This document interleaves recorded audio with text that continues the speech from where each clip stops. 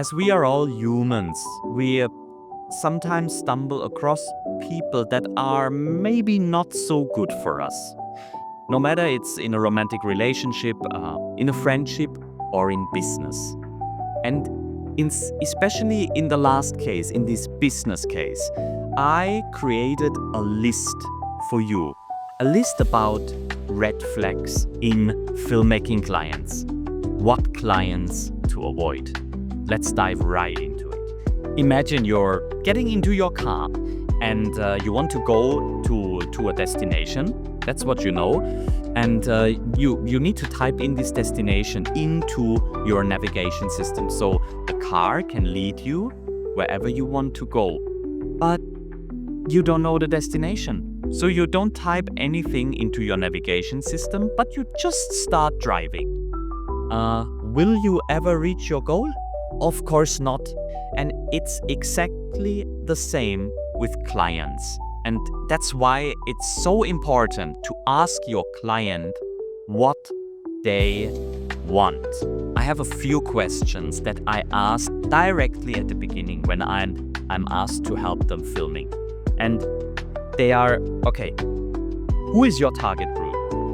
Who exactly is your target group? If you get an answer like, oh yeah, we want everyone to watch the video, yeah, nah, that will be not happening. Who is your target group? Give me a persona. How old is this person?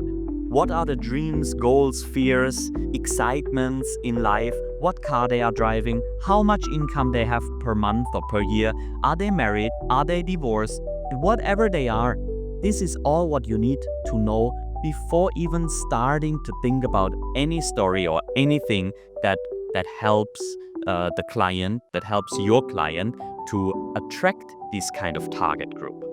Another important question is, what is this target group supposed to do after watching the film, the commercial, the ad, the clip, the content? What are they supposed to do? Cry, laugh, smile, joke, click a button, buy a product, go to bed and lay down. What are they supposed to do? That's what we need to know as filmmakers.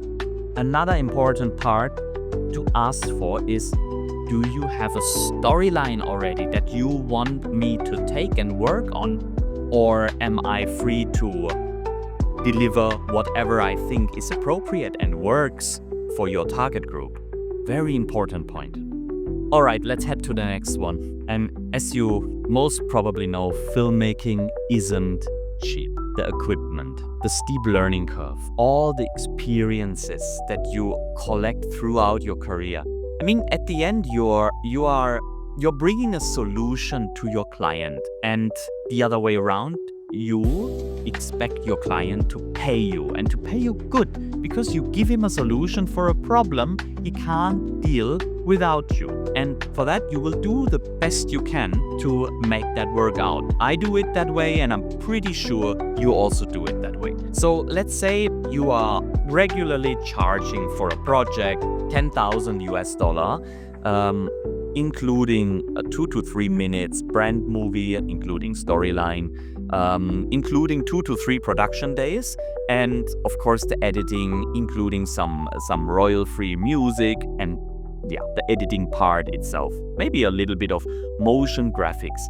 And now your client saying, yeah, offering you, instead of the 10,000 you usually charge, they are offering you $3,500. Then this is a big red flag, in my opinion.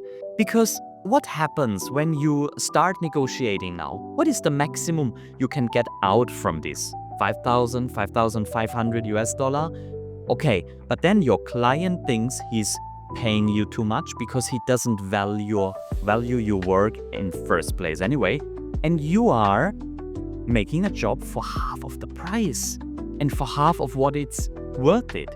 And your client doesn't even understand and appreciate it. So in this case, maybe the best you can do is walk away and say, I'm sorry, I'm not available for this amount of money. If you want somebody to film for this money, you need to find someone with less experience, maybe with worse equipment, And yeah, somebody who is willing to do the job for this amount of money. Somebody who is at the beginning of their career. Maybe it's working better with somebody like that than with you who know already a lot about what they are doing. So long story short, and my personal experience from the last decade of filmmaking is really this: the best client is the client pays what you ask for. If he want to negotiate, you can try to give him better payment terms. I will come back to this in the next point about paying and payment. But the best client, in my opinion, is really the one who just pays what you are asking for. It's the client who values your work, who values your expertise, and who is happy that you are helping them to achieve their goal. And that's so precious. And from my experience, really what I can tell you, if the client starts negotiating a lot, there will be more things coming up. The best clients I have is the clients paying the price I asked, don't go on my nerves on the way, don't want to be involved in every detail, because these clients know that I know how to film and how to do a good job for them. While the client who thinks I'm overcharging and is not willing to pay me that much amount of money, they will try to control every little detail on the way. And that's not how I work, and that's not how it's going to be a successful result. All right, let's head to the next point. Before you take your camera and all your equipment and drive to the customer and start filming, there are a lot of things you need to do before that. Storyline, script, location scouting. You need to check if you have all your equipment, or you need to buy something or rent something out if it's necessary. A lot of preparations and a lot of things to think about. So when you have the confirmation from your client, you don't wait. Send out the invoice just like what you discussed in the brief with him before, with him or her. And very important about sending invoices, you have to communicate very clear. In my personal experience, how I do it, I charge 100% upfront, especially for new clients. Always 100% upfront.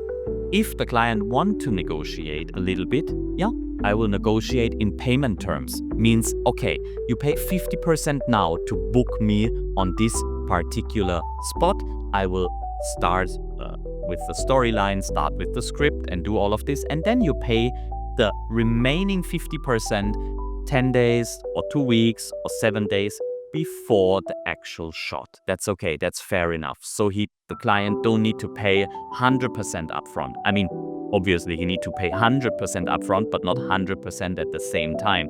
It's 50-50. You can be flexible in this, but you should take a higher amount upon confirmation, and then you can lay it out. If the client wants to pay monthly, okay, and you still have 3 months before shooting, then you charge him 50% upfront after confirmation, and then 25% the next month, 25% the following month, and then it's shooting. It's also fine. But what I've learned is you don't charge him after that. Because sometimes, especially with new clients, you don't know, can you trust them? Will they keep their word? And more important, sometimes they think, it's okay, we have the video already. Is it really worth it, that price? Maybe we renegotiate. That's something that will not happen if you pay upfront. And if your client is serious with you, if your client values your work, why you wouldn't pay upfront? Long story short, if you don't want to run behind your money, then you only accept upfront payments in full. With my retainer clients that I have a lot, I do it a little bit differently because I work with them for how many years. So I will charge them on the production day. And then they pay within 1 week. Everything is fine, and they always do that. I have the agreement with them, so everything is fine with this. Okay, let's talk about the last point of my top 4 list of red flags and what to avoid in clients and to avoid these clients in general. And the last one is, of course, a dishonest person. Now, a client who is betraying other people in whatever way can't be a good client for you. It's that simple. And even more, he will be betraying you one day as well. It's just a matter of time.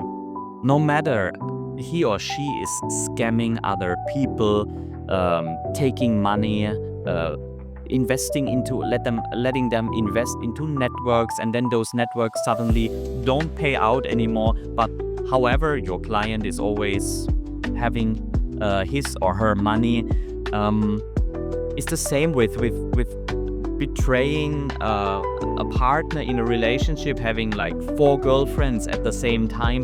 This person, or just even running their company, not responsible, not reliable, not as an entrepreneur should run his or her company, it's not good for you. It will always come back to you. Maybe you help this client and maybe this client is willing to pay you now, but in the long run, there will be always disappointments.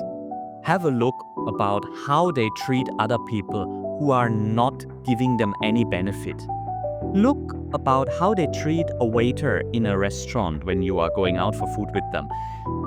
Look and especially hear very carefully how they talk about other people who are not good for them anymore, who they don't have any benefit from. Make sure that all of this aligns in a good way, because eventually you'll be one of those betrayed people too, those people who are talked bad about. So save your time and energy here and avoid this kind of client at any cost. I hope I've been able to help you on your filmmaking journey with these red flags in clients and how to avoid them and why to avoid them.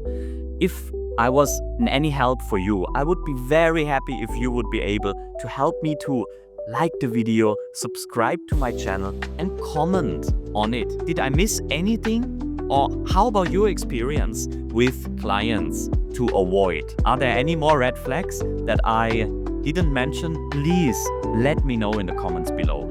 And until I read from you or until you see me again, keep it rolling.